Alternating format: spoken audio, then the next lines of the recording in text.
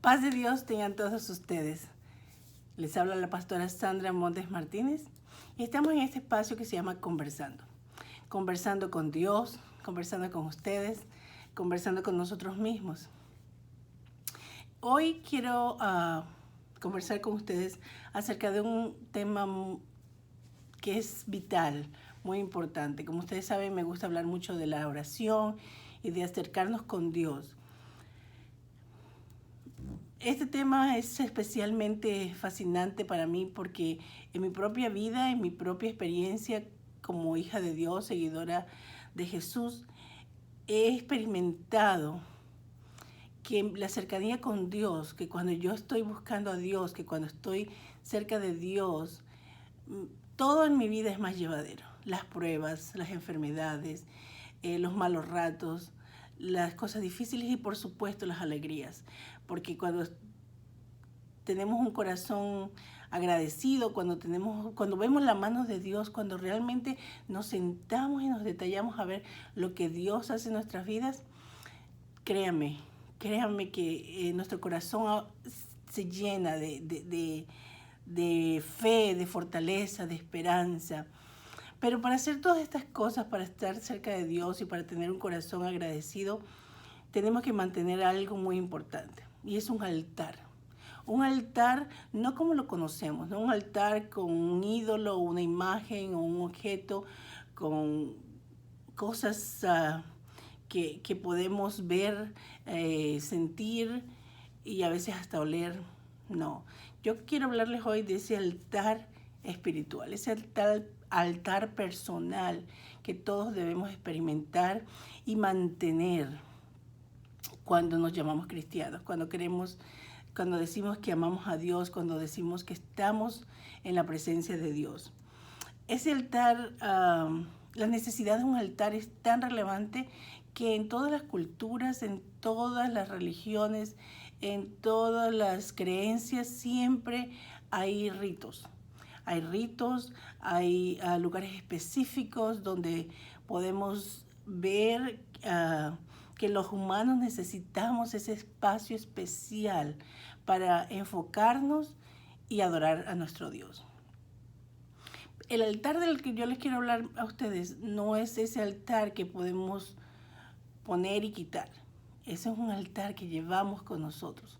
Un altar que no está en un lugar específico, sino que va con nosotros. Así como la presencia de Dios va con nosotros, ese altar también está con nosotros, donde nosotros vamos, donde nosotros estamos.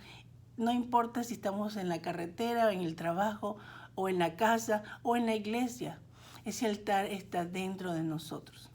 Ese altar es el espacio especial que nosotros dedicamos para Dios, para tener esa intimidad con Dios. Primeramente personalmente. El hombre se ha encargado de construir edificios y construir lugares de adoración. Y lo que hemos experimentado en los últimos días es que esos mismos lugares que hemos construido y que creemos tan santos y sagrados, no lo podemos usar. No podemos ir a las iglesias de ninguna religión por mucho tiempo y adorar ahí.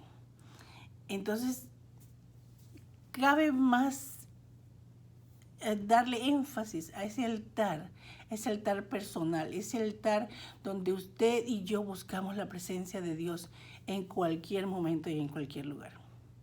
Ustedes no pueden imaginarse las veces que yo he estado manejando en caminos y he necesitado realmente poner esa tienda o levantar ese altar a Dios, y en qué momentos lo he necesitado. Y créanme cuando les digo que no falla llevar ese altar con nosotros. Es como ahora tenemos los teléfonos portátiles y tenemos el mundo prácticamente al alcance de nuestra palma. Bueno, imagínense si su altar personal, su altar a su Dios, a Dios, y adorarle en cualquier momento y en cualquier lugar. Cuando mis hijos estaban más pequeños, mi vida, por supuesto, era más difícil en las mañanas, levantarme, cambiarlos, llevarlos a la escuela, irme a trabajar. Bueno, tenía unas mañanas bastante agitadas. Y yo me acuerdo que en ese tiempo mi altar yo lo levantaba en el carro. Una vez que dejaba a mis hijos en sus escuelas, en la guardería, entonces me disponía a ir a mi casa, a mi trabajo, y quedaba a una distancia bastante, como 30 minutos más o menos de donde yo vivía. Era mi tiempo, a pesar del tráfico, en ese tiempo vivía en Los Ángeles, y a pesar del tráfico y el congestionamiento, era el tiempo que yo disfrutaba con mi Dios. Porque apagaba el radio, apagaba todo y me concentraba obviamente en manejar, ¿verdad? Porque es importante prestarle atención, y no cerraba los ojos para orar, no, si se están preguntando eso, no cerraba los ojos para orar, pero me dedicaba y me concentraba, me enfocaba mi atención en ese tiempo a solas con Dios, en ese tiempo donde mi altar estaba encendido y no necesitaba más que yo y la presencia de mi Dios. Y ustedes no se imaginan la cantidad de veces que el Espíritu Santo se pudo derramar sobre mí en ese momento, y la claridad que Dios me daba y la guianza que Dios me daba en esos momentos. Los tiempos han cambiado y diferentes épocas, diferentes momentos requieren diferentes formas de adorar y a glorificar a Dios. Pero una sí quiero decirles y le quiero comentar, es que Dios siempre es fiel. Y ese altar tal vez ya no lo hago en el trabajo, muchas veces por mi trabajo lo tengo que hacer en el camino, en mi casa tengo un lugar especial para orar. Pero siempre tengo ese hábito, porque ha sido un hábito de vida, de tener un tiempo con Dios, levantar mi altar y adorar a Dios. Ahora, ¿cuántos de nosotros tenemos ese altar olvidado? ¿Cuántos de nosotros hemos enfocado nuestra atención en tantas cosas que pasan en el mundo, y nuestro altar ha estado seco? Nuestro altar incluso no lo hemos visitado, no hemos estado ahí para adorar y glorificar a Dios. No hemos estado ahí diciendo, Señor, aquí estoy, a solas contigo. Señor, aquí me rindo. Regularmente buscamos esos espacios cuando estamos en soledad, cuando estamos en problemas, cuando estamos afligidos, y entonces corremos y nos abrazamos y buscamos a Dios. Pero yo quiero hablarles hoy de un altar que se edifica todos los días, un altar que se levanta todos los días en nuestra vida, en nuestra forma, en nuestro caminar para adorar y glorificar a Dios. Y quiero que vayan a Primera de Reyes, capítulo 18, versículos 20 al 39. Primera de Reyes, capítulo 18, versículos 20 al 39. En este pasaje bíblico encontramos que habían tiempos muy difíciles dentro del pueblo de Israel, y vemos a Elías, ¿verdad? El profeta Elías, que se había quedado solo. De hecho, había tenido que huir por su vida, porque estaban exterminando, estaban arrasando con los profetas que servían a Dios, los profetas del pueblo de Israel. Y Elías corría muchos peligros y era el último que había quedado, ¿verdad? Y por supuesto, como humanos, con muchos miedos y muchos temores, pero él sabía que Dios servía. Y a pesar de las circunstancias que estaba viviendo Elías en ese momento, él sabía que rendirle altar al Dios vivo era una parte importante. Y él lo hacía, a pesar de que había tenido que estar huyendo por su vida, a pesar de que había tenido que ir contracorriente con muchas cosas en ese momento. Elías sabía la importancia de seguir adorando y haciendo un altar para Dios, haciendo un altar para su creador, y que eso lo iba a mantener, que eso iba a hacer la diferencia en su vida.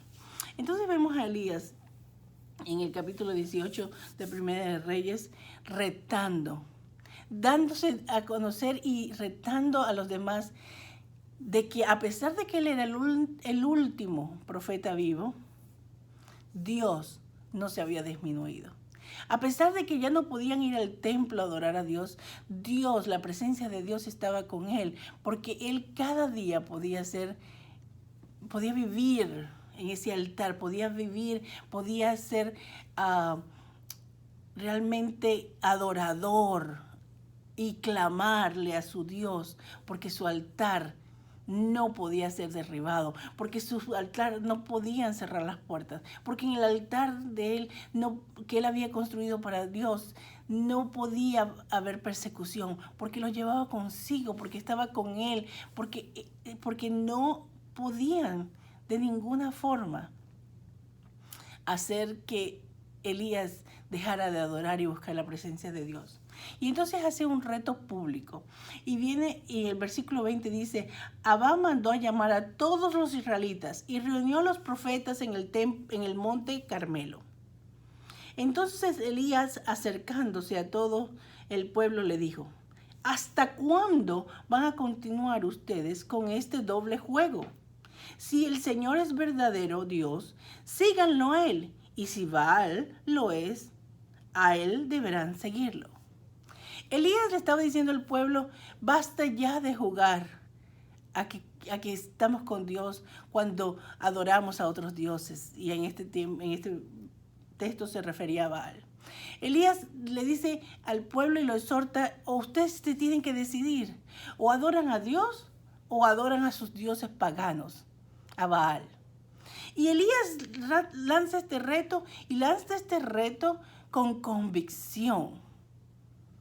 Muchas veces en mi vida he notado a gente que dice, sí, yo creo en Dios, yo amo a Dios, pero tengo una señora por allá por mi pueblo que me hace un trabajito.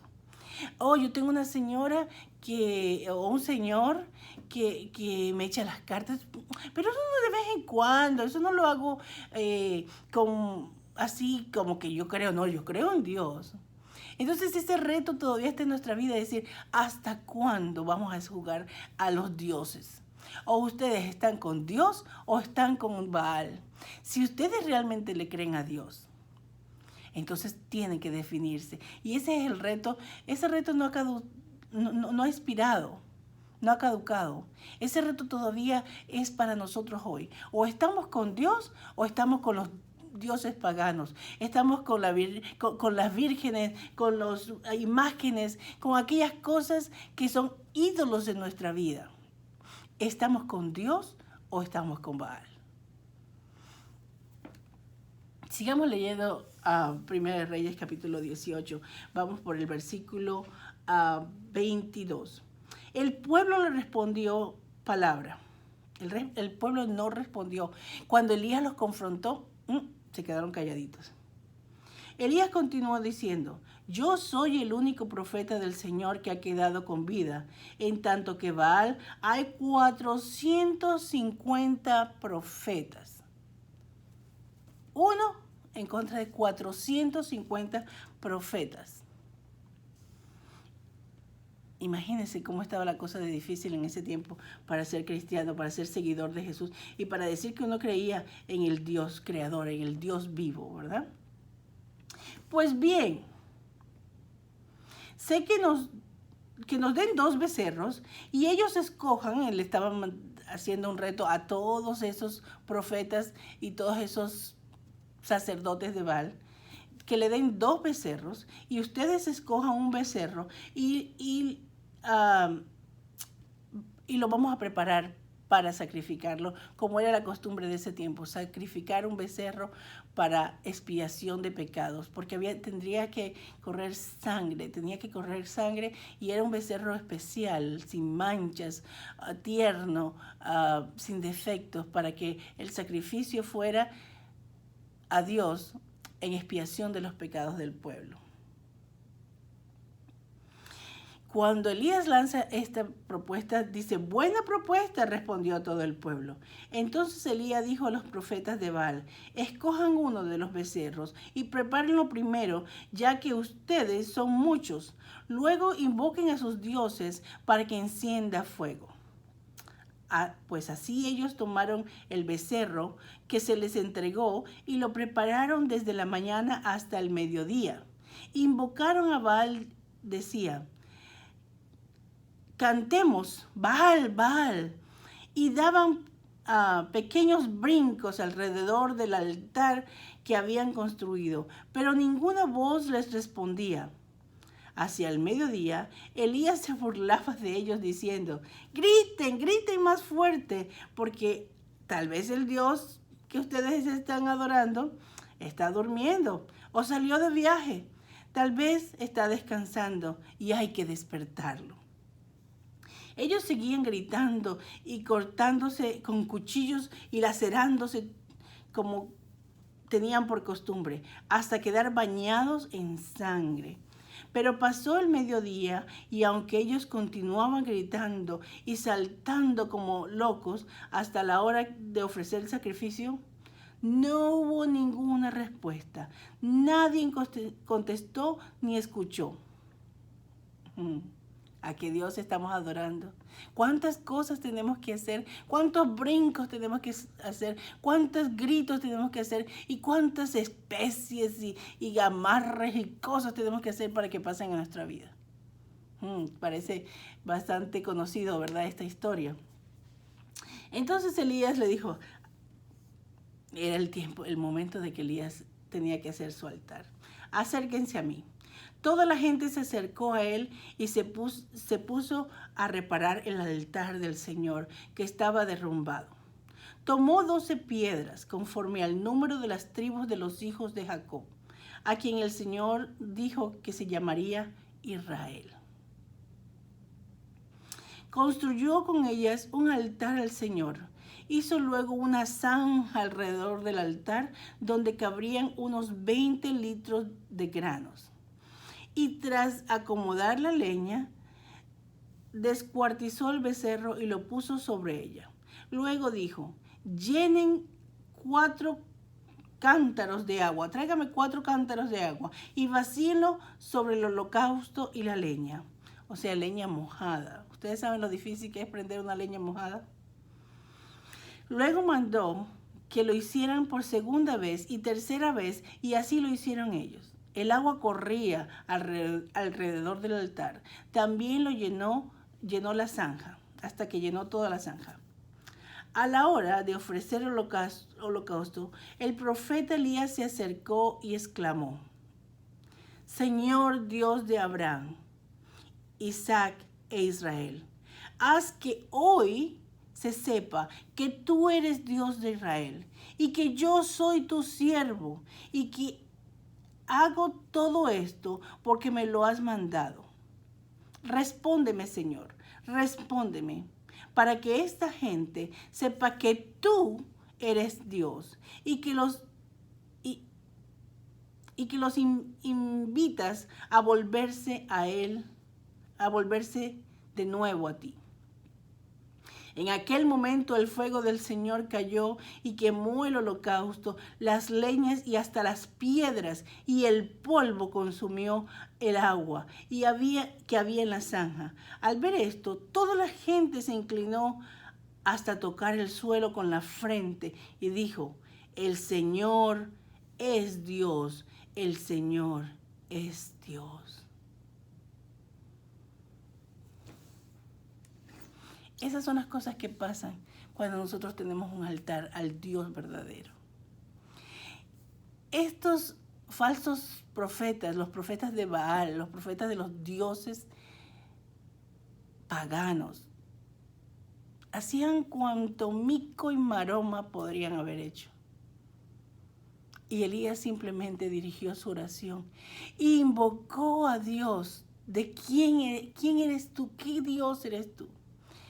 Elías fue y le recordó a Dios de quién era Dios para ver las proezas que Dios había hecho en su momento. Elías invocó a Dios y le dijo, tú eres el Dios de Isaac, de Abraham, de Israel. Ahora yo te pido que tú no dejes en vergüenza a tu siervo y que todos vean quién eres tú. Muchos pueden decir, bueno, es que Elías quería pretender y mostrar que él era el profeta de Dios. No. Elías simplemente le recordó a Dios, tú has prometido y tú me has escogido a mí como tu siervo.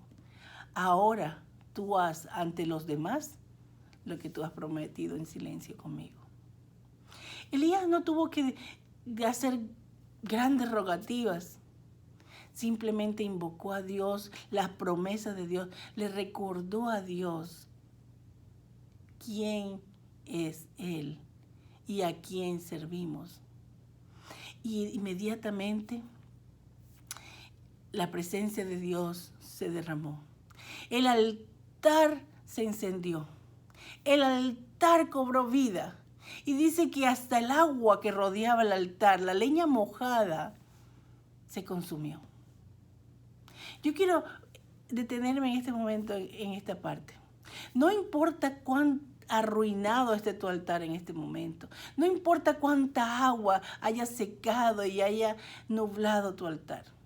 Siempre es un buen momento para regresar a Dios. Cuando nosotros venimos de corazón dispuesto, cuando nosotros podemos acordarnos de qué hizo Dios con nosotros y podemos llegar delante de Él y decirle, yo soy tu siervo, yo soy tu sierva, yo soy tu hija. Cuando nosotros recordamos a Dios eso, a Dios su misericordia es tan grande que nos dice, sí, tú eres mi hija y aquí estoy para ayudarte. Cuando nosotros de verdad venimos de corazón delante de Dios, Dios siempre es fiel. No importa cuánto hayamos abandonado nuestro altar, no importa qué seco esté nuestro altar o mojado por las circunstancias, porque nosotros mismos nos hemos apartado de Dios.